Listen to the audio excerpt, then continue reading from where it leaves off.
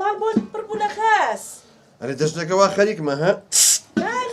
لێچێ دەگەل لە خۆ بێ یەک دقە سبزان لێچوونەکەی ما با چرخێکی لێم نەکەی تەقێتەوە نەکەی وڵات جا خۆ بتەقێتەوە من نەک پاری پاسپاری تەکسیشم پێ نییە بەچی بیکڕینەوە بەس تەواو کاک ڕەحیم خوا قوتێ بە سەرچاو کاک مەولوجان چۆن ئەحواڵێ یاخوا بەخێر بی فەرموو وە خەریکی چیت وەڵایە غازە تۆزێ بۆنی لێ هاو چاکم حەد و قاس کە ئیشی تۆیە جەخۆ تیارە نی غازە ئەلا کولین کاک فارقی با سەرێکم دێ بە ئیشێکی زەروریم پێێتی کاک فاروقی تەنیشتمە بەڵێ کاک فارق خۆمان دراوسێمان بەڵێ ئەی نەیوت ئیشەکەی چییە نەوەڵاو خۆی زانێ بەس ئەوەی پێوتم وتی پێی بڵێ بابێت ئیشێکی زەروریم پێێتی تاخیر مەبە باشە بەسەر چاو باشە جان سەر چاوم خوا لەگەڵ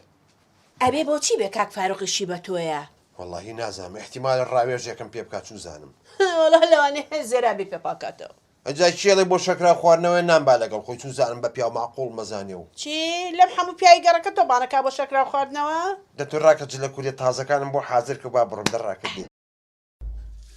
سلام علیکم عليكم السلام يا اخوة بخير بيك کاکە فاروق رحيم يا اخوة بخير بيك جناب الاسياد شكر باشي سلام بی اخوا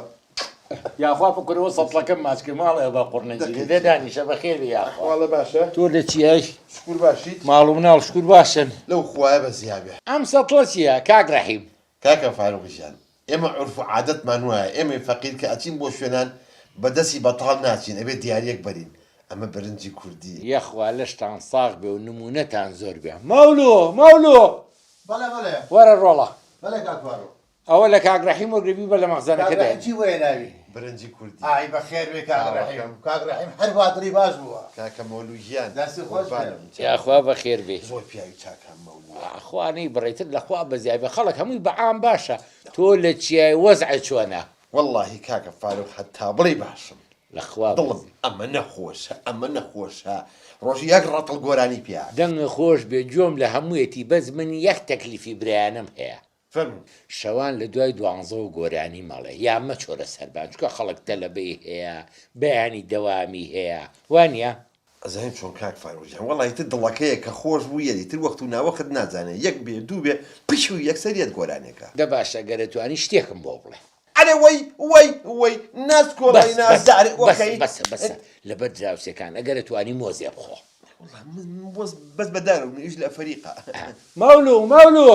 بەڵێ قوربان ئەو هینەکەم بۆ بێنە بەسەر چاو هینەکە چێت تۆ منە بۆچی بان کرد تێناگەم یەک سوپرایزی چاکە بۆ وەکەم تاسە وەختی سوپ و شۆربایە شۆربا نییە ئەمە هەدیەکە خەڵا دەکرێ بە جەنابە باس فەرمو قوربان ئای دەسە ئەوە بوانیە مەولو بەڵێ. تۆ بڕە بەڵێ فەرموو دەسەکانی خۆش بێت عسێت نەبێ ئەمە ئەتوانم بزانم چییە ئەتوانی خۆ سەیریکەی بەڵێ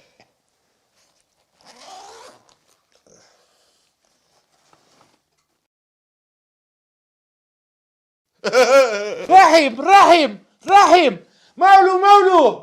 ئاو بێنە کاکە ئاو بێنە بەسەر چاو ئەوە چی وای لێ هاو ڕەحیم نازانم کاک ڕەحیم ئەوە چی وای لێ هاو ئەشهد أن لا إله إلا الله وأشهد أن محمد رسول الله ئەوە چیم بینی من ئەوە پارەیە پارە بۆ تۆ خێرەزانم بەڵام ئەو حەجمە پارەیە بەس لە بانک قادیمەویش کە لە فلیمەکانە دزەکە جێیبە بی بە بۆ مناڵەکانی خەرچکە و بێ بە مەشروعی بۆ خۆ ڕۆسەتێ یەک جاری کە سەیری کەم ئەی لە ماڵەوە بۆ سێری ناکەی دە سێری کە نەجاتمان هەر دڵم پێ خۆشە تووە ڕەحیم بێنە ئاوم بەری کاکە بێنە هەستە کاکە هەستە بدە مەولود بەڕێکە بی بە لەگەڵ خۆ فەرمو خربيناي دي دمه خربيناي دي دمه خربك عمر من